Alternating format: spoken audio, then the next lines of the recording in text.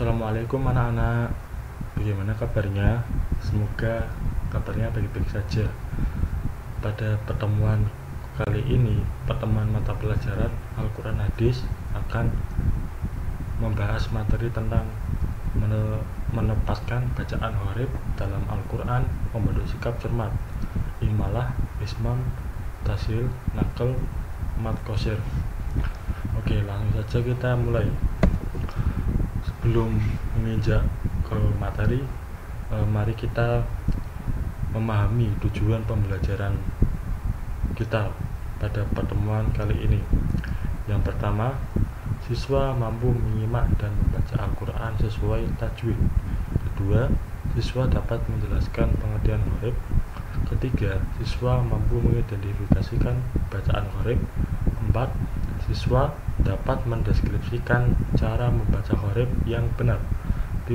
Siswa mampu menganalisis bacaan gharib. 6. Siswa dapat membandingkan bacaan gharib. Oke, langsung saja kita menginjak ke pengertian gharib. Apa sih gharib itu? Gharib merupakan isim sifat dari kata gharaba yaghribu yang artinya tersembunyi ataupun samar. Menurut ulama qurra, gharib artinya sesuatu yang perlu penjelasan khusus karena samarnya pembahasan atau karena rumitnya permasalahan baik dari segi huruf, lafal, arti maupun pemahaman yang terdapat dalam Al-Quran. Adapun bacaan gharib yang akan kita kaji pada bab ini antara lain imalah, ismam, tashil, nakal, dan mat qasir. Nah, tadi ya ada 5 macam-macam gharib. Kemudian kita langsung saja menginjak ke imalah. Secara bahasa, imalah berasal dari bahasa amala yamilu amilan, artinya condong atau miring. Menurut istilah, yang pertama, mencondongkan bacaan harokat fathah pada harokat kasroh sekitar 2/3-nya. Yang kedua, memiringkan bacaan fathah ke arah bacaan kasroh atau memiringkan bacaan alif ke arah ya. Menurut Imam Hafiz, bacaan imalah dalam Al-Quran hanya ada satu, yakni di Quran surat Hud ayat 41, tepatnya di juz 12. Pada pertengahan ayat tersebut terdapat lafal maj'reha yang dibaca imalah menjadi maj'raha dibaca imalah menjadi maj'reha. Kutipan ayatnya seperti ini.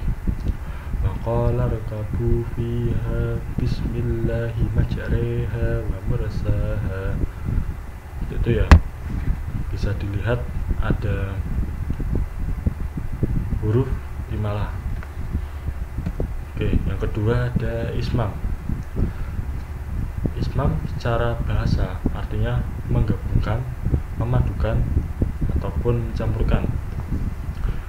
Menurut istilah, ismam adalah mencampurkan dhammah pada sukun dengan memoncongkan bibir.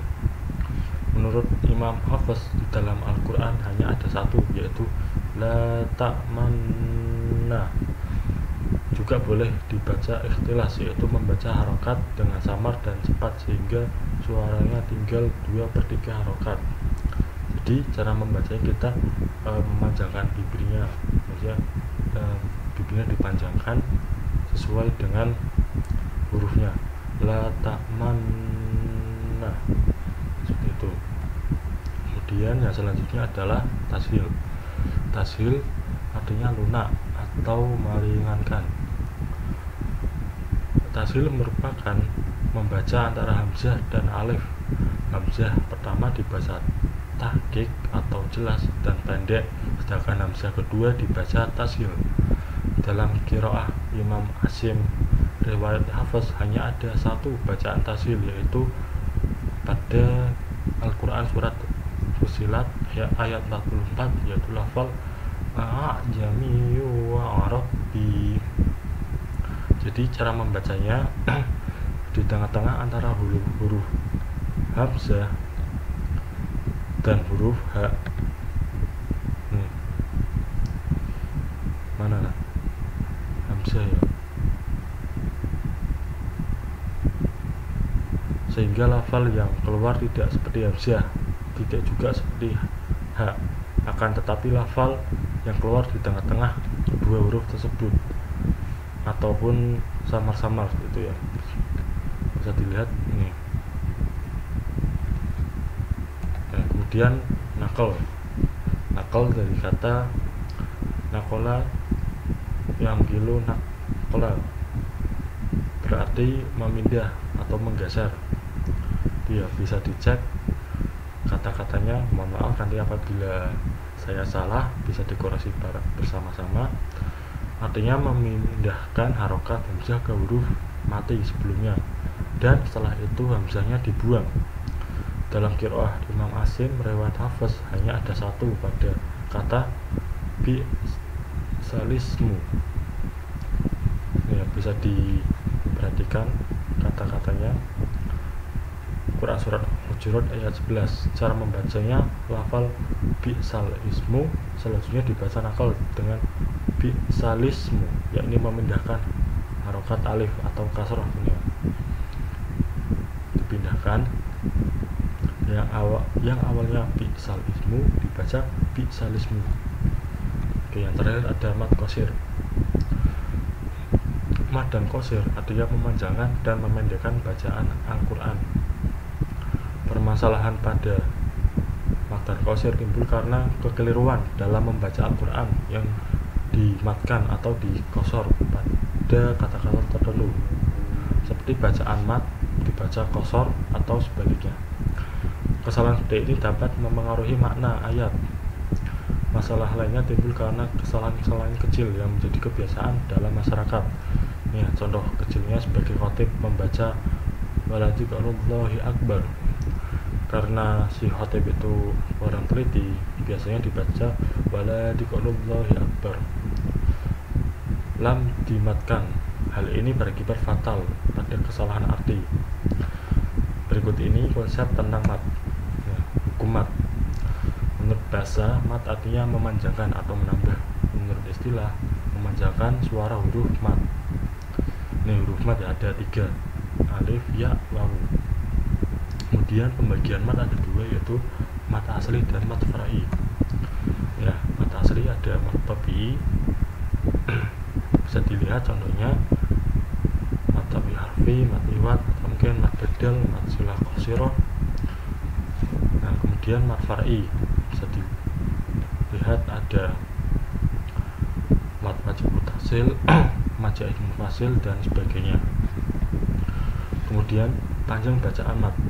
Cara membaca mad, yang pertama huruf mad dibaca panjang 1 alif, 2 ketukan harokat.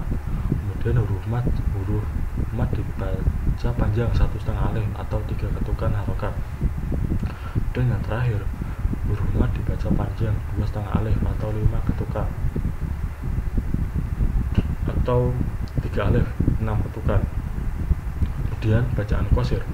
Qasir memendekkan bacaan Al-Quran yang semula dipanjangkan. Bisa dilihat ya tanda lingkaran di sini agak kecil yang tertulis pada lafal yang dikosorkan. Contoh bacanya safrum mustajir. Dan yang ini selanjutnya tanda oval seperti bentuk telur yang ditulis di atas lafal yang dikosorkan. Safrum mustajir itu ya.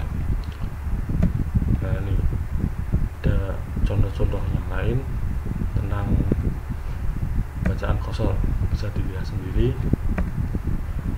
Nah, ini tambahannya.